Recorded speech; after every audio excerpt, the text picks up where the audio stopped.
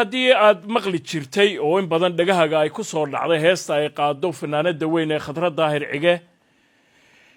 ee midhaheeda ay ka mid yihiin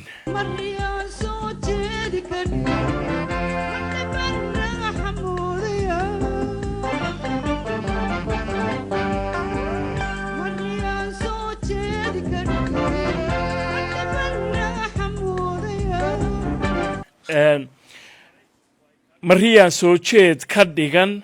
ma dhibaan raaxa moodaya adaa ii roon allahayow arrintaa lafteedu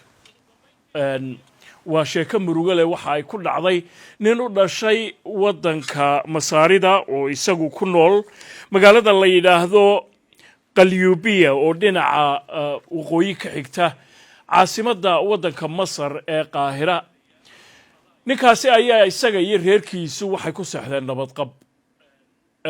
waa ninka idin muuqda oo Maxamed la yiraahdo oo 37 jira dabadeedna dhamaanteen riyo xun mararka qaar kood waa ku riyoona ha kala duduwanaadaane ninkana hadaba waxa uu ku riyooday xaaskiisa oo khiyaameynaysa oo gogol dhaaf sameynaysa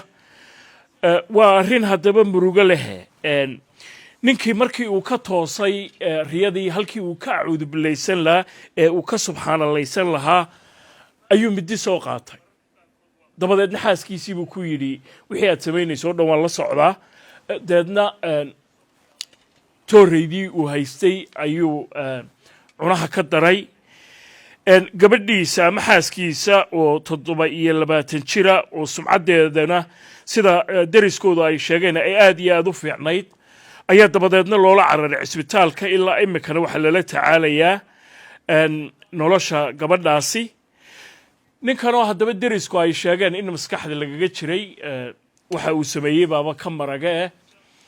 ayaa isku dayay markii falku uu dhacay inuu ka baxsado halkii gabadhiisa uu midida ku daray